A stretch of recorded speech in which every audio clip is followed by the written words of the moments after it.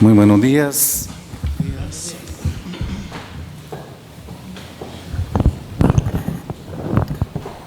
Se abre la audiencia en vista pública en el expediente número 6104-2016, formado por apelación directa de sentencia de amparo, en la acción constitucional promovida por Óscar Lisandro Mancía Cruz contra el Juzgado Cuarto de Primera Instancia Penal, Narcoactividad y Delitos contra el Ambiente del Departamento de Guatemala. La señora Secretaria General Adjunta dará lectura a la parte conducente de las consideraciones y a la parte resolutiva del fallo apelado y efectuará también las advertencias reglamentarias en la presente audiencia. Por favor. Gracias. Son actos reclamados en el presente amparo las resoluciones judiciales de fecha 29 de septiembre del 2016 dictadas por la autoridad reclamada. En la primera se declara con lugar la oposición a la desestimación penal decidida en sede fiscal sobre la causa citada por no existir hecho punible que investigar, y en la segunda se declara sin lugar el recurso de reposición planteado contra la primera resolución indicada dentro del expediente penal identificado con el número 1069-2016-00095. La Sala Segunda de la Corte de Apelaciones del Ramo Penal, Narcoactividad y Delitos contra el Ambiente de Guatemala, constituida en Tribunal de Amparo en su sentencia de fecha 18 de noviembre del 2016, consideró: en el presente caso, respecto al derecho del postulante de disponer de sus bienes, como lo consideró el Ministerio Público, que por mandato constitucional es el encargado de la persecución penal, que además consideró que el hecho denunciado no es constitutivo del delito y su discusión viable en la vía civil por tratarse de deberes contractuales y por tanto correspondía ser analizada la oposición a la desestimación penal conforme las reglas de la sana crítica razonada al tenor del artículo 186 del Código Civil, específicamente en la aplicación a los principios de la experiencia, derivación y razón suficiente. En tal virtud, se considera que el actuar de la autoridad impugnada implica que dicha juzgadora inobservó lo regulado en el artículo 11 bis del Código Procesal Penal. Por lo anterior, este tribunal otorga la presente garantía constitucional y en consecuencia se ordena a la autoridad impugnada dejar en suspenso las dos resoluciones que se impugnan y se dicte nueva resolución tomando en cuenta lo antes expuesto en cuanto a los extremos puntualmente individualizados y fundamente su decisión en tales puntos, que son torales para la toma de postura en el presente caso en cuanto a la desestimación penal del mismo.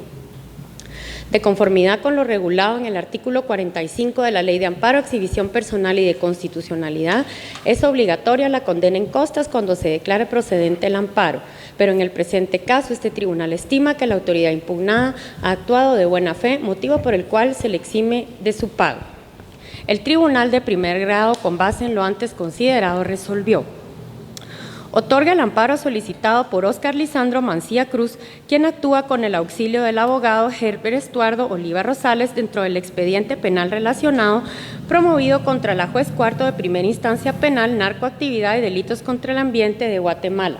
Y para los efectos positivos del presente fallo, se ordena a la autoridad reclamada que dentro del plazo de 3 días contados a partir de estar firme esta sentencia en cuanto al amparista, dejar en suspenso las dos resoluciones de fecha 29 de septiembre del 2016, por medio de la cual declara con lugar la oposición a la desestimación penal solicitada y rechaza de plano en forma liminar el recurso de reposición legalmente interpuesto al tenor del artículo 403 del Código Procesal Penal. Se combina la autoridad impugnada a dictar nueva resolución debidamente fundamentada y motivada, tomando en cuenta lo aquí considerado y que dé exacto cumplimiento a lo resuelto dentro del plazo de 3 días a partir de la fecha en que reciba la ejecutoria, apercibiéndola en el sentido de que en caso de incumplimiento incurrirá en multa de 1,000 quetzales exactos sin perjuicio de las demás responsabilidades civiles y penales consiguientes. No se condenen costas a la autoridad recurrida por lo ya considerado. De conformidad con lo que establece el artículo 67 del Acuerdo 1-2013 de la Corte de Constitucionalidad, quien haga uso de la palabra en la presente audiencia deberá dirigirse directamente al tribunal, expresar sus alegaciones en forma oral, conforme el objeto de la vista pública previsto en el artículo 61 del referido acuerdo, y sin dar lectura a documentos, salvo que para ello se cuente con autorización previa del señor presidente. Concretarse al asunto planteado, ser breve, conciso y preciso en su exposición, no proferir expresiones irrespetuosas a las partes o a los miembros del tribunal. Y para la exposición de alegaciones, los intervinientes cuentan con un tiempo no mayor de 15 minutos. Es todo, señor presidente. Muchas gracias. Pueden hacer uso de la palabra. Tercero interesado en el amparo, apelante y requeriente de la vista pública, Guillermo Antonio Monzón Vides, quien actúa con el auxilio del abogado Juan Pastor Galdames, quienes compartirán el uso de la palabra. Adelante. Buenos días, honorables jueces. Buenos días a las partes procesales.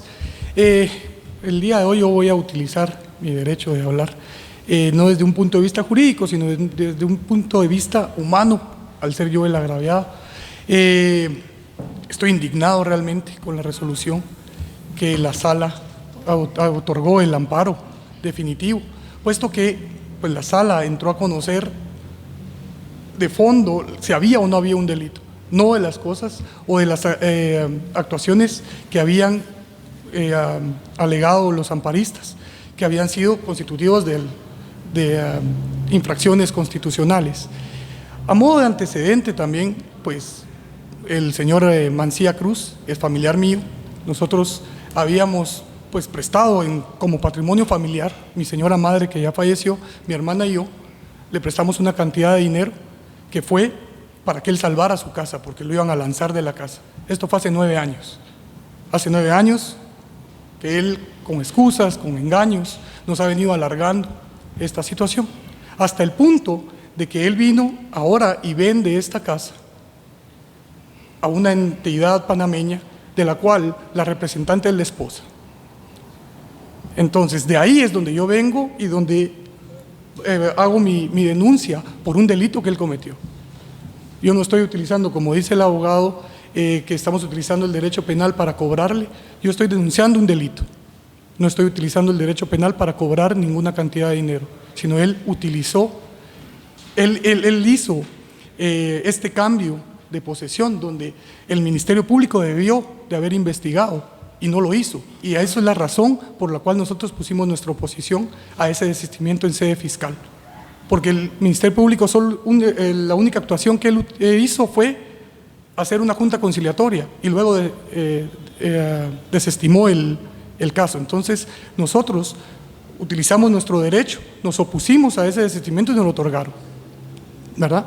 Luego ellos pues presentaron el amparo, pero la sala jamás entró a conocer realmente dónde se le violaron sus derechos constitucionales. La sala se dedicó a hacer una revisión.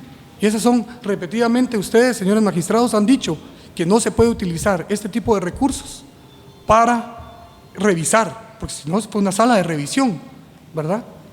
Muchas gracias. Por favor.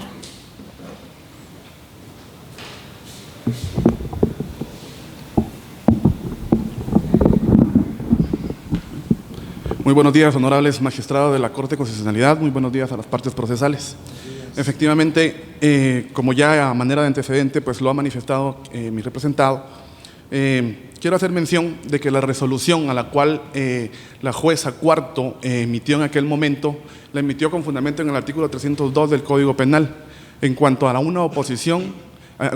presentación de una oposición, y que esta oposición, pues después de su análisis, determinó de que esa oposición era procedente. En eso, estando regulado en el artículo 302, no hay agravio constitucional, que fue lo que la parte apelante en su momento solicitó a la Sala Segunda de la Corte de Apelaciones. Y se refirió a que había sido sujeto de 3 derechos violados o 3 derechos constitucionales violados. Se refería a una resolución de certeza al debido proceso y al derecho de defensa. Honorables magistrados, en ningún momento, tanto los alegatos de de la otra parte, honorables magistrados, fueron en la línea de determinar si en verdad se violentó el debido proceso o se violentó el derecho de defensa del cual todos los guatemaltecos pues somos valederos de los mismos.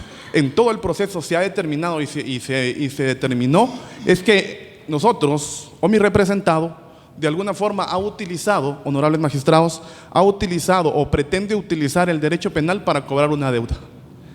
Es de hacer notar, honorables magistrados, de que no fue esa la intención, ni será esa la intención, sino que la intención en realidad fue determinar la persecución de un delito penal. ¿Y quién es el ente encargado de esa investigación, de ese elemento? Es el Ministerio Público, honorables magistrados.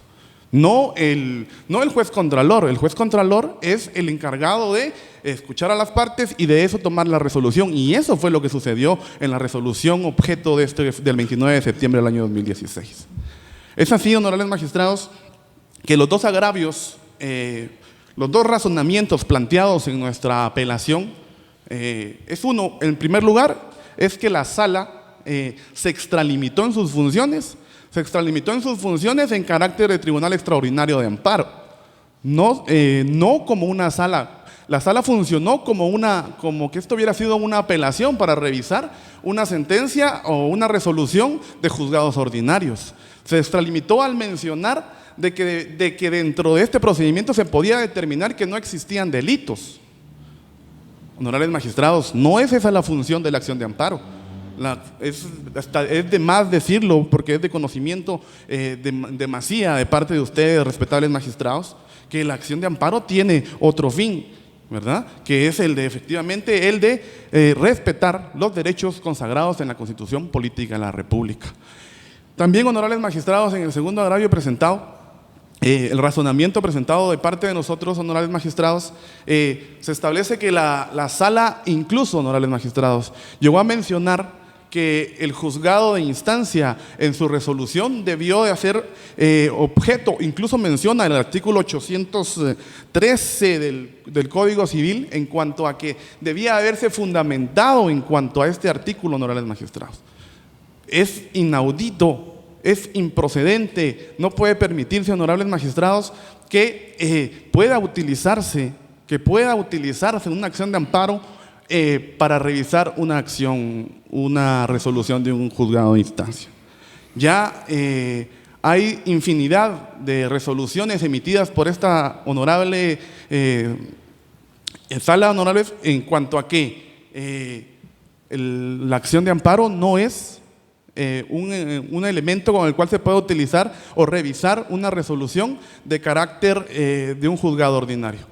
Es así, honorables magistrados, que con esos alegatos, esta representación pretende que después del análisis respectivo, ustedes puedan corroborar que la acción de amparo fue utilizada de forma arbitraria. Muchas gracias.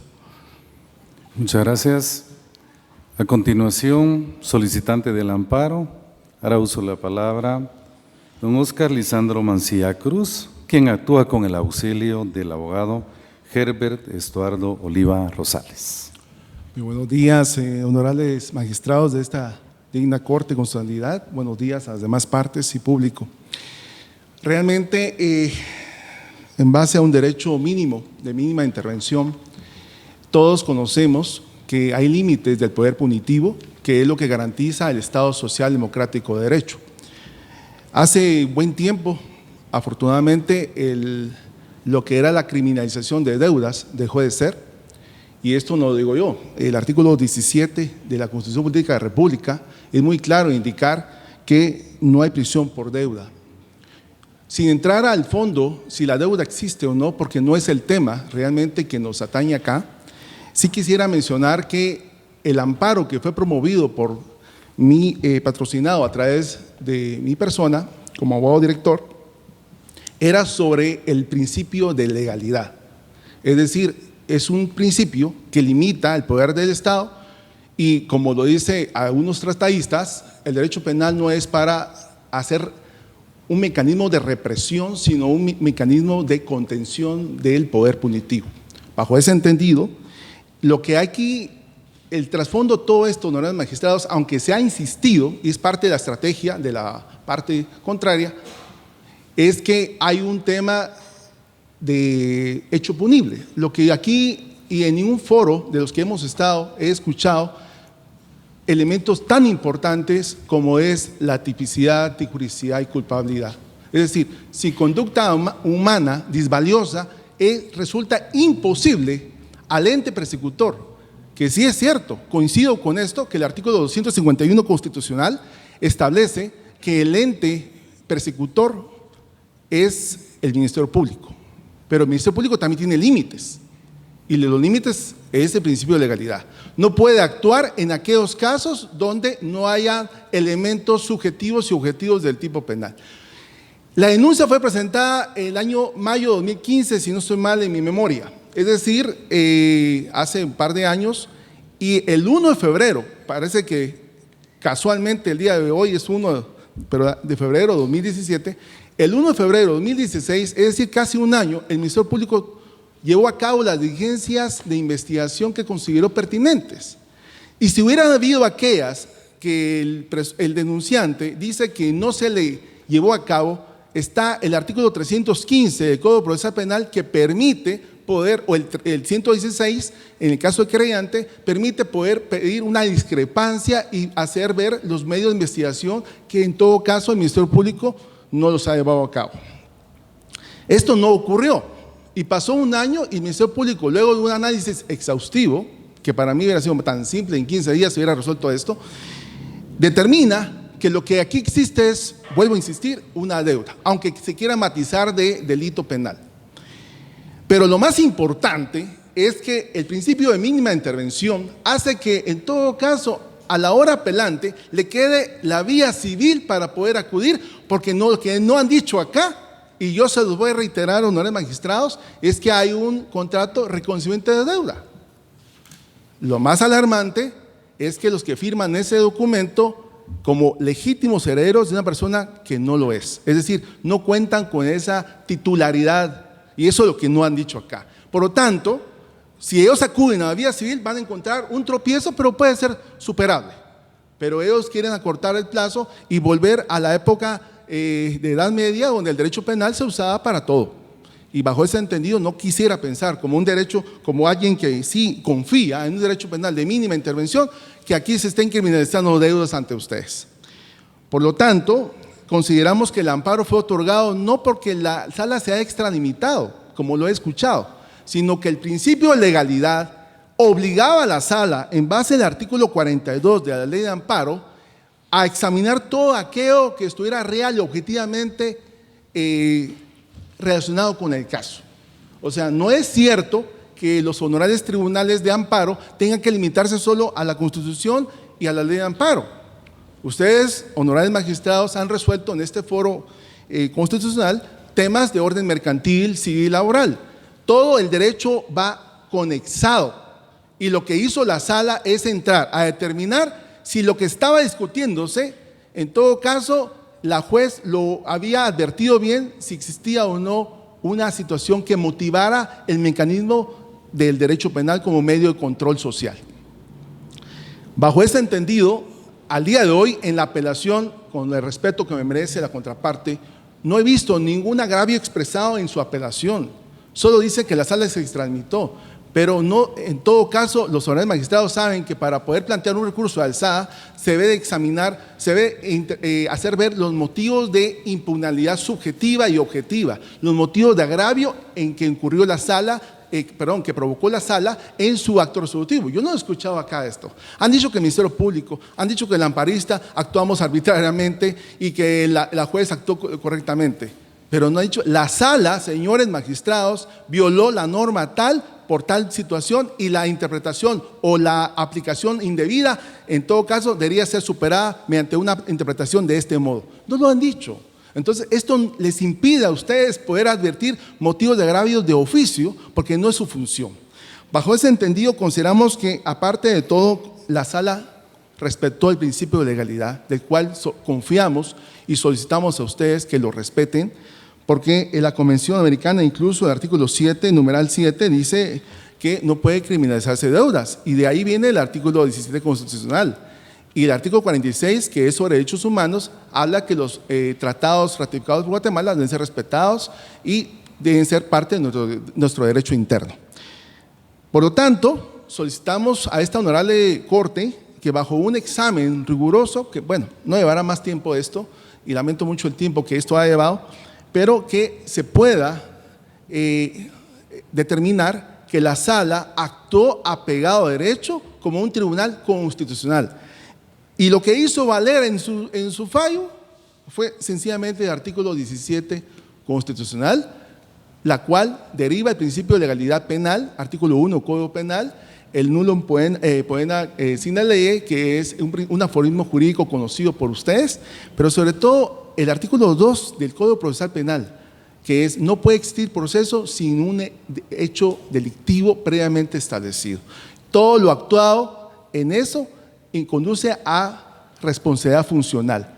Bajo esos principios, la sala otorga el amparo, el cual solicitamos respetuosamente que ustedes confirmen y que declaren sin lugar la apelación, porque consideramos que carece de sustento y el argumento utilizado es tautológico, es decir, vacío en todo sentido jurídico, que la ley en todo caso debería de ordenar para poder que ustedes conozcan bien de una apelación. Bajo ese entendido, solicitamos sin lugar la apelación y se confirme el fallo constitucional otorgando el amparo honorable de magistrados. Muchas gracias. Finaliza esta audiencia con la intervención del Ministerio Público, Fiscalía de Asuntos Constitucionales, Amparo y Exhibición Personal, por medio de la agente fiscal, abogada Lucrecia de María Vázquez Casasola, quien actúa con su propio auxilio. Buenos días, honorables magistrados. Esta Fiscalía difiere del criterio asentado en la sentencia de primera instancia de amparo, toda vez que se estima que la autoridad impugnada actuó de conformidad con el artículo 310 del Código Procesal Penal, la cual le faculta para determinar si procede la persecución penal y, de ser así, ordenar al Ministerio Público realizar la misma. Es por ello que al revisar su resolución, la juzgadora, a través del recurso de reposición que fue interpuesto, la encontró ajustada a derecho. Por lo tanto, es erróneo el criterio del Tribunal de Amparo al indicar que el recurso no fue entrado a conocer, pues el mismo, tal como lo indica el propio amparista en el memorial de interposición, fue declarado sin lugar. Además, tampoco es correcto el criterio de que la juzgadora de primera instancia debió valorar la prueba y valorarla conforme la sana crítica razonada, pues no es la fase procesal correspondiente, ya que ello es facultad del Tribunal de Sentencia en el momento del debate. Por lo tanto, se estima que no existe violaciones de rango constitucional que hagan viable este amparo, solicitando que sea declarado con lugar el recurso de apelación planteado, se revoque la sentencia de primer grado y sea denegado el amparo promovido únicamente. Se finaliza la presente audiencia a las 10:01.